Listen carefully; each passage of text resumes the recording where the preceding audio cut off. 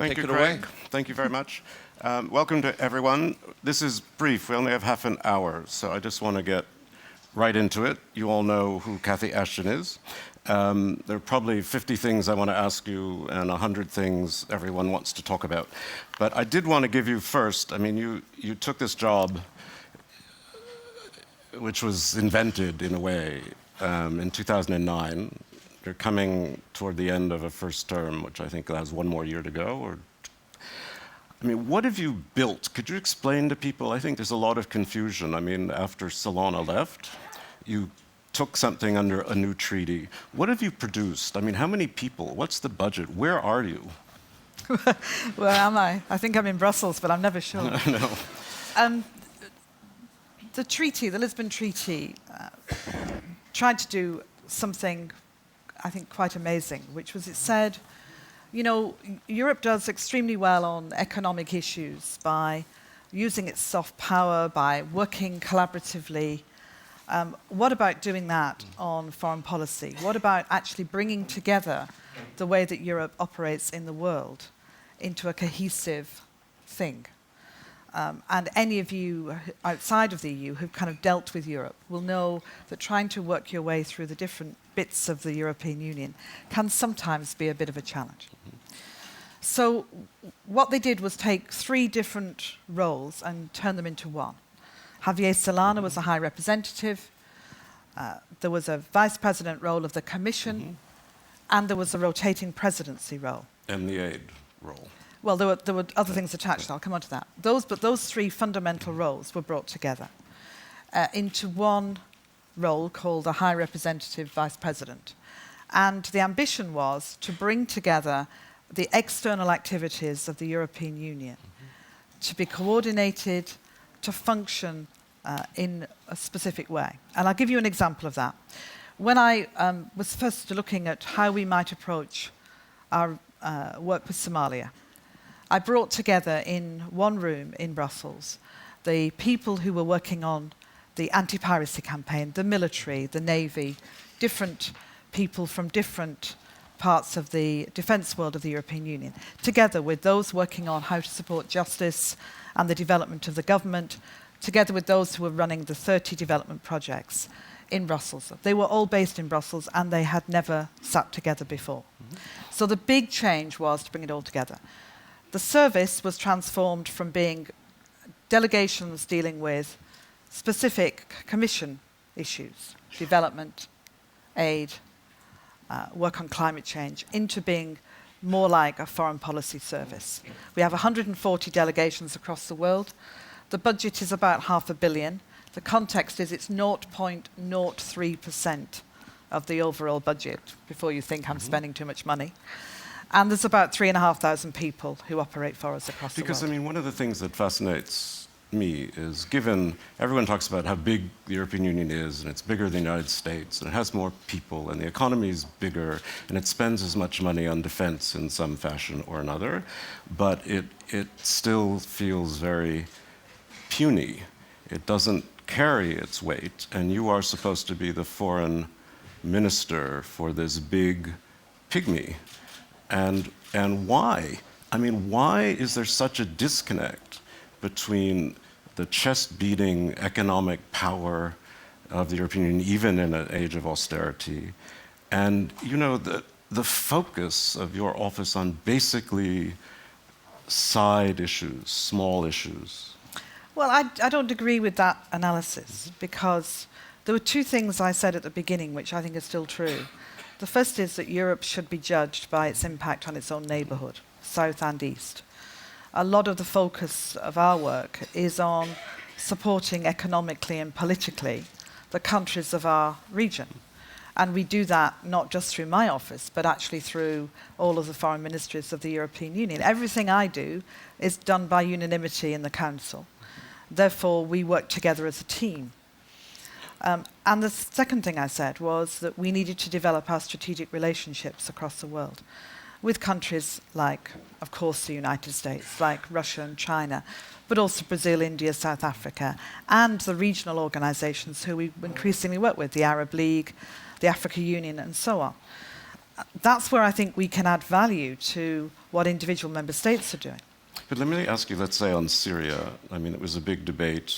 I've been told, maybe it's wrong, but you were taken by surprise by the British and the French going public so heavily on their desire to lift the arms embargo.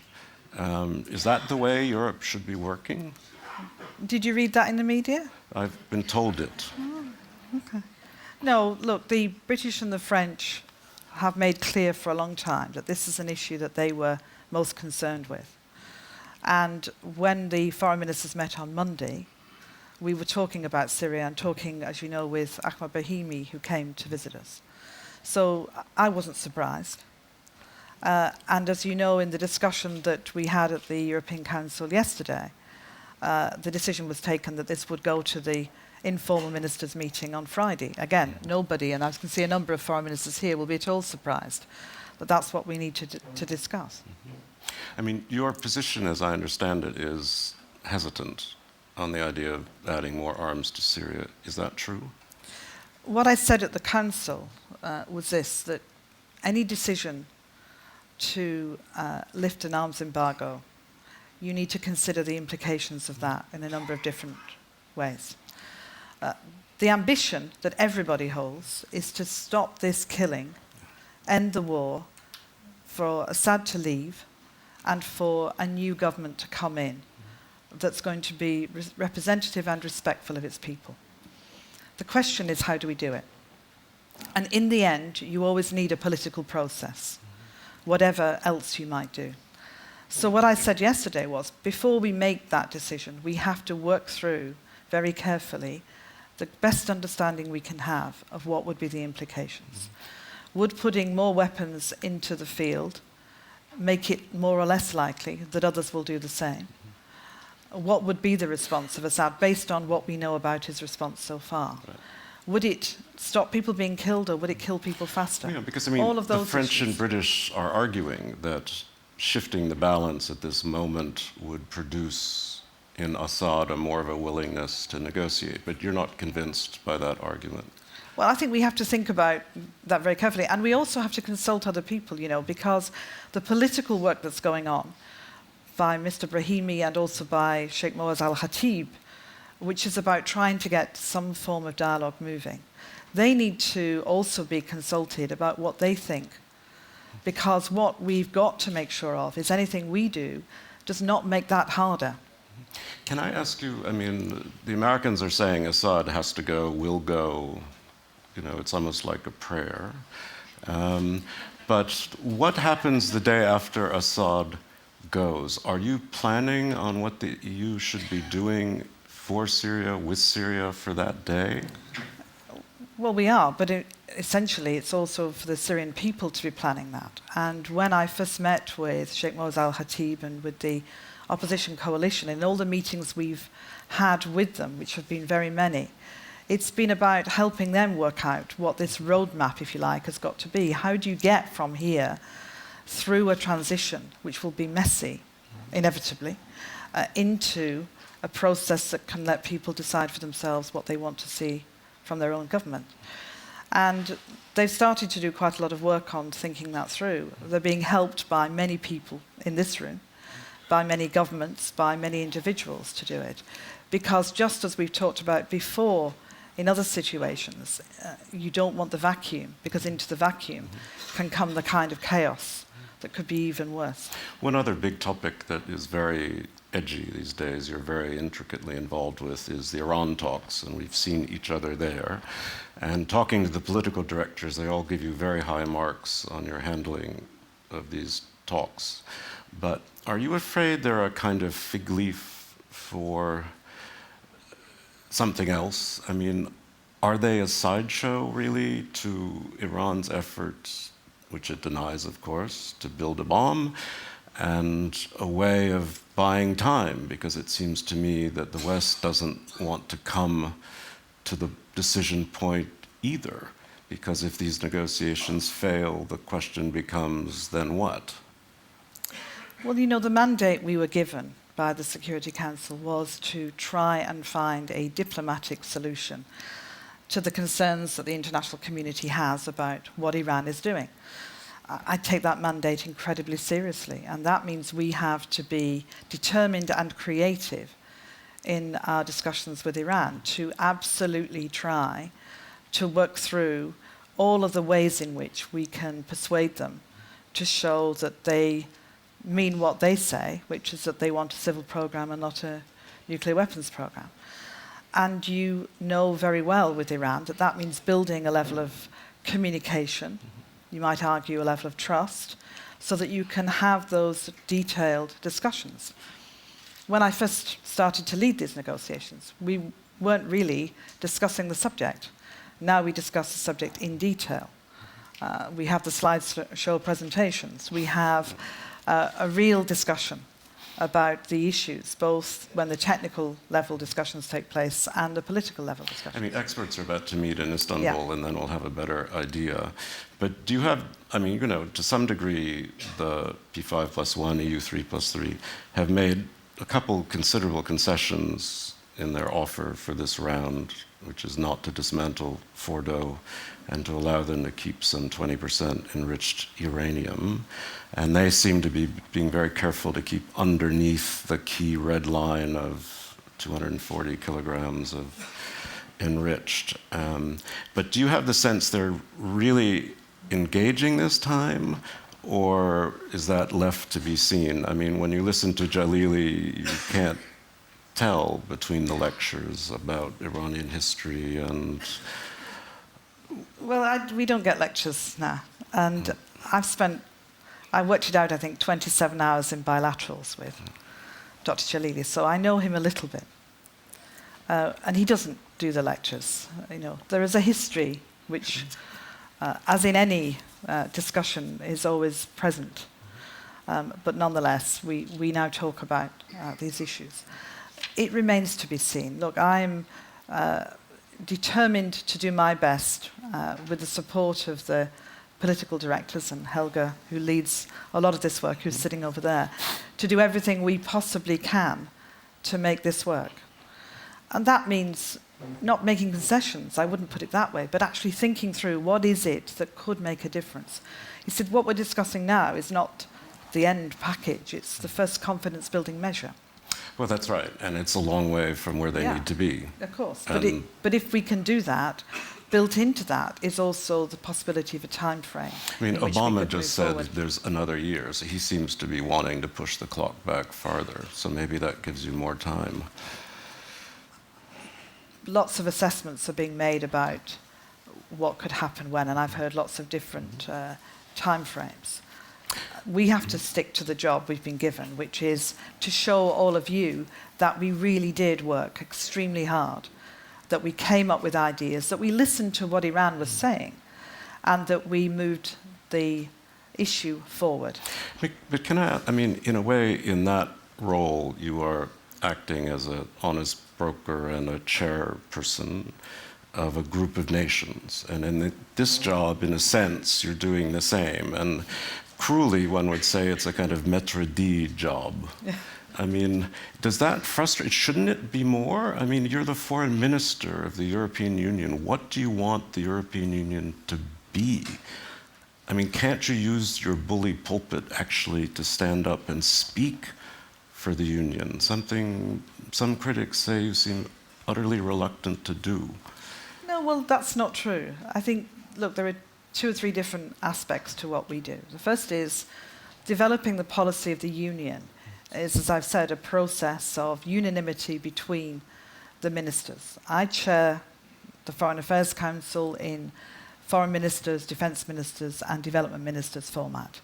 But the decision-making is done there. We agree and we conclude what our discussions are. But it's me that puts forward those conclusions. It's my services that drive what we should have on the agenda. We listen very carefully to our colleagues and we take into account what they want to discuss. But in the end, it's us that set the agenda and set out what we think we should conclude and then try and reach that agreement. In the end, this is about Europe going forward. It's not about me being over here and the rest of the 27 nations being over here, because it's pointless. What we do have to do is drive forward. Because, I mean, where I think it has to be recognised as there are specific issues where I think this role can do things on its own. You've talked about Iran. That's a very important role to be given. But there are many other areas, Serbia-Kosovo talks are much in the news now, which is where I'm leading those, and where what I'm doing is what I think the European Union can do best. But it's not about going out and saying we should be over here when actually the Union needs to move in that direction. But I mean, can't you lead? I mean, if you come out and say something strong, who's going to criticize you? Yeah, but I think well, that would be an interesting question to put to the audience, wouldn't it? I mean, not in public, certainly. Well, but the implication is that I don't. And I think that sometimes what I find fascinating is that people decide to interpret what I do in a very particular way. This role is given to a person in order that they can coordinate and pull forward and drive the foreign policy of the European Union. But it does not mean it's a role that means you move away from where Europe is heading or where Europe wants to go. And it's not about being criticised. I've had enough of that, so I'm not worried about that anymore. But it's actually about saying, if you've got 27 foreign ministers in a room, developing the policy together and then acting on that policy, it's a fantastic way of working. Well, let me ask you something. I mean, your title is, of course, High Representative for Foreign Affairs and Security Policy. Europe is engaged in a deep round of austerity. Defense spending is dropping. The two main military powers that want to insult anybody else, but French and the British, are both engaged in rethinking their defense systems. The ability of Europe to actually have a military force in the world seems less and less and less. There were goals of, putting 60,000 troops on the ground within nobody even talks about those anymore. The Franco-German brigade does nothing. Do you feel that this is dying, this idea of Europe as a functional, active, self-acting military force that has a real security policy? That's what everyone wonders. The ESDP seems to be dying. We spend 200 billion euros on defence between the 27 nations, and nobody will argue that we could spend it better. So what no one will argue you couldn't spend it better. That's right. I mean, there's no question that we could do more with that. There are two or three things that we do. First of all, it's really important that we get the opportunity to be able to what we call pool and share resources. Europe does a lot of things together. So there's a whole program of activity on how we do that, how we can use our resources more efficiently and effectively together. Secondly, learning from things that have already happened. What happened in Libya taught us many lessons. One of them was air-to-air refuelling capacity in the European Union. So there is a European-led, by the European Defence Agency, which I'm also head of, to develop better air-to-air refuelling. Equally, we work closely with NATO. I attend all the NATO foreign ministers and defence ministers meetings to try and collaborate on programmes where we can be beneficial to all nations. So our work on improvised explosive devices is being used not just in the EU, but further afield. There's a whole capacity within the European Union to use our defence resources more effectively and more efficiently. But these are national services, and the decisions to deploy and to put people in harm's way is a sovereign state responsibility. It's just that, one thinks of the last two little engagements, and they were Libya, which was almost inevitable, but it was extraordinary. It took so long to defeat such a badly organized and equipped military. And Mali, where it seems even the French have given up on using EU resources for their military goals. So, what is left? How can the EU have a serious pretension to play a role in international security when even its key members aren't using it? But I don't know what you mean by France has given up on using EU resources. Well, You know, I mean, even the training mission, I mean, this was part of the deal yeah, but that was training supposed to missions- happen in October, and No. it's still dragging on. It wasn't supposed to happen in October. About 18 months ago, we developed what I call the Sahel strategy, okay? And the ambition of that was to do what Europe does best, which is not just come up with one bit of a solution, but look across the spectrum of things that need to happen. And in the Sahel, you have hunger, you have a lack of development, you have real lack of capacity for government to operate, you have huge challenges in the north of all of those countries that we call the Sahel. And you need to put it together in a comprehensive way. We also put in the training mission. We have a mission in Niger, and we had a mission that was ready to go in Mali. We think partly as a response to the fact that this was about to happen, you started to see movement from those organizations in the north who wanted to take territory, possibly in order to bargain it away again. And at that point, the president invited France to send forces. We don't have a European force sitting in Brussels. What we have is the capacity to work together. So we were in touch with Paris throughout. We brought forward the training mission, which wasn't due to start for some time. And now the beginnings of that are on the ground. We And worked have you yet pulled together the protectors for the training, or are you still working on that? What you have to do is put together a whole group of different people from different nations. And with the best one in the world, it's not the fastest process. No, neither could it ever be if you're going to do it that way. So yeah, everything's now in place and it's moving to get the rest of it on the ground in the next few weeks. That will enable us to start working with the training of the Malian forces as quickly as possible. But also, and it's a but also, we've mobilized the humanitarian aid. We've brought a lot of development money that was sitting and waiting to go is now ready to go out, so that you've not only got the training mission, the French forces on the ground, the support to ECOWAS who are moving in. You've also got development, humanitarian aid, support for the elections, and the roadmap, which has been really significant to work through with the Malian government, that gets them to a democratic future and an outreach to the people of the north. Some people would have said your job is impossible, and it takes a lot of patience, obviously, 27 people. I mean, what would you say are the biggest constraints on you being able to do the job you really would like to do? I mean, nobody's very happy with any job that they do, so I'm presuming there are areas of dissatisfaction that you feel.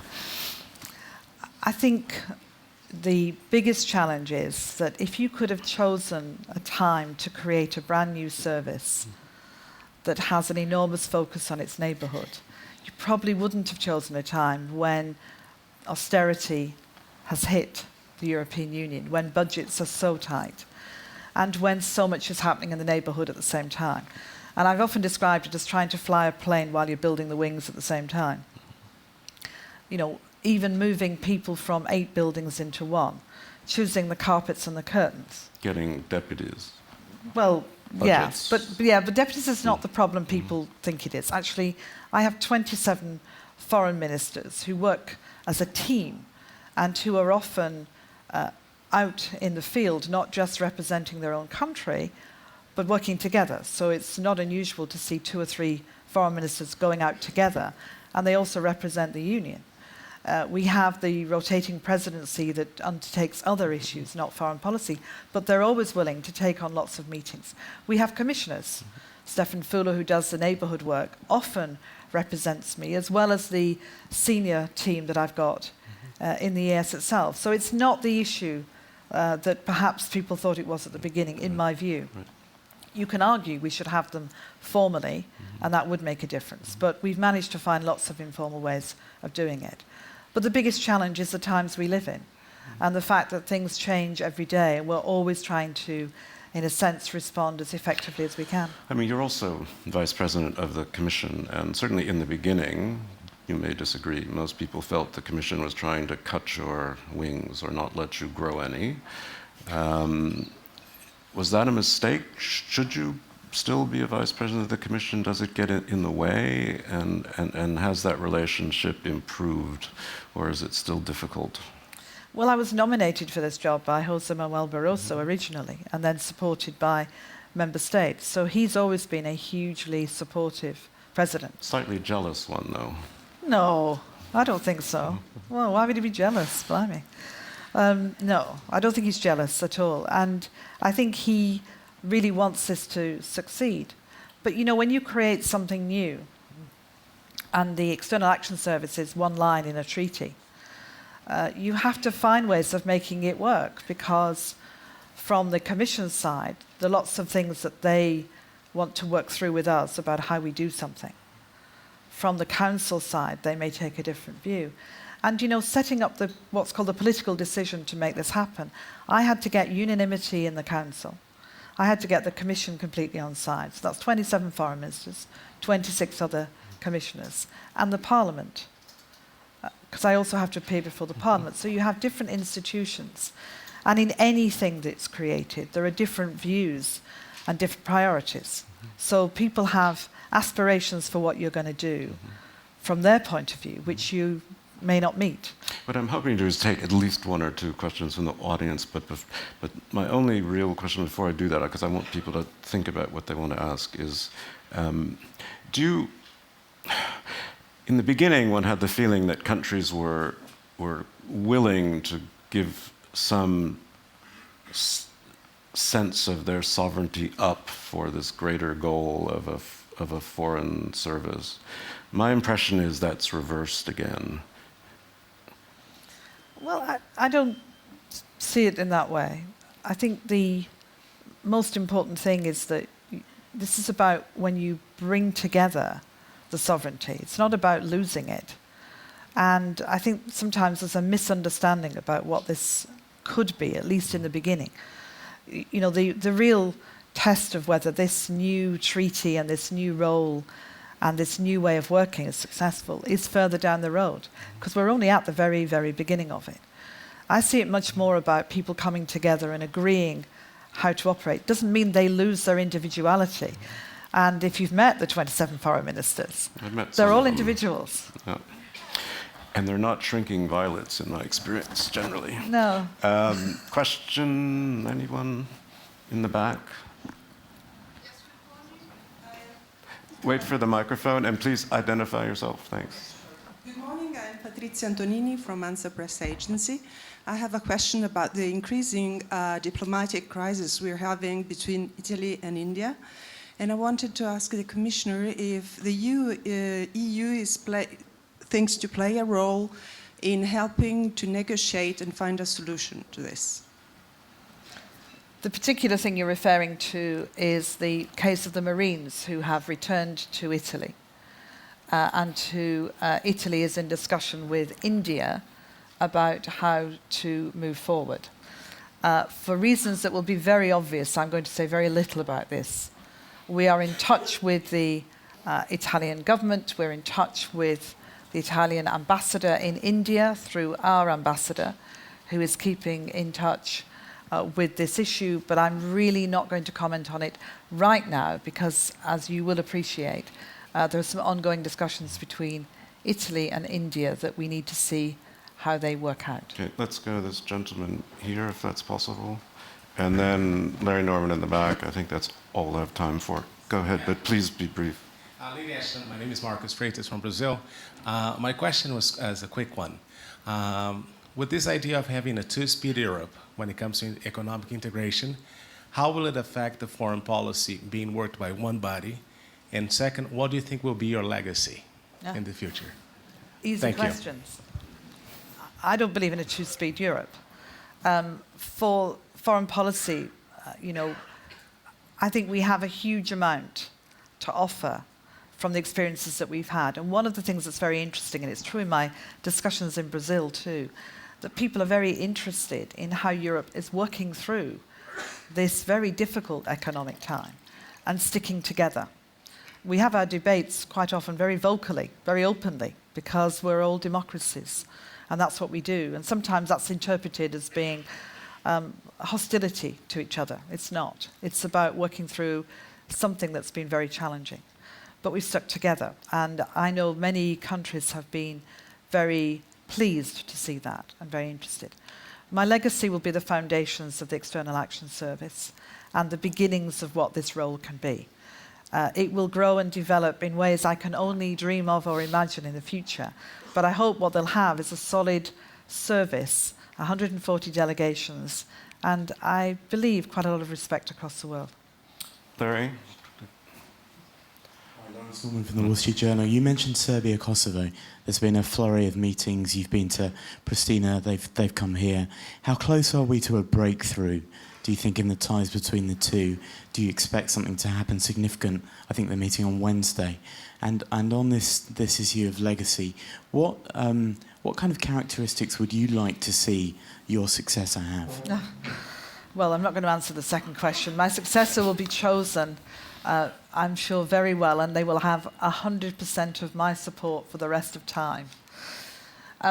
For Serbia, Kosovo, let me just say I pay great respect to the two prime ministers, Prime Minister Taci, Prime Minister Dacic, for being willing to come and sit together. They've met 6 times. They will meet on Wednesday.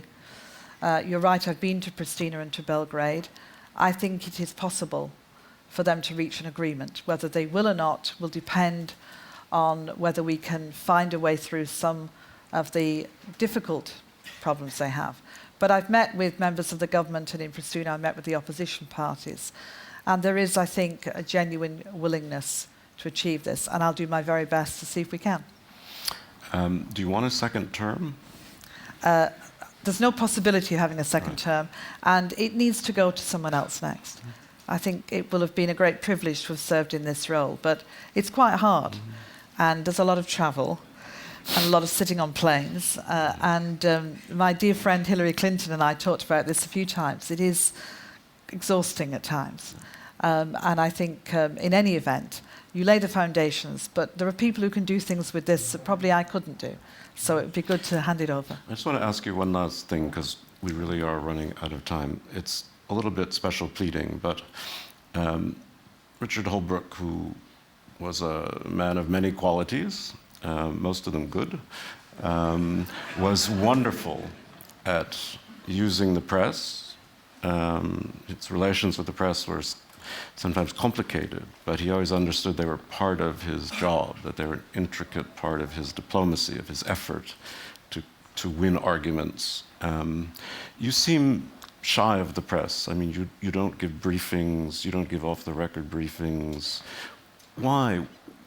What constrains you from being more of an advocate, even on a background basis, for the issues that you're dealing with? Well, what we do is we use a lot of background briefings, but the background briefings are done by the experts that we have in the service.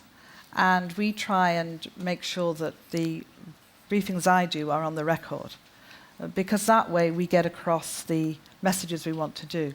Sometimes, and this is true in the question I just had about Serbia-Kosovo, I very deliberately said very little, because it's A, important that this is their process, and B, because the media, in particularly both Pristina and Belgrade, is anxiously trying to interpret all sorts of things that are said. If we're successful, I'll be talking a lot more. And I think it's also about recognizing that when we're working through issues, that's what we have to do. But I brief regularly on the Foreign Affairs Council, and I think what I do should be on the record, and actually getting our specialists to do off the record. Well, Ms. Ashton, thank you so much for doing this. We much appreciate it.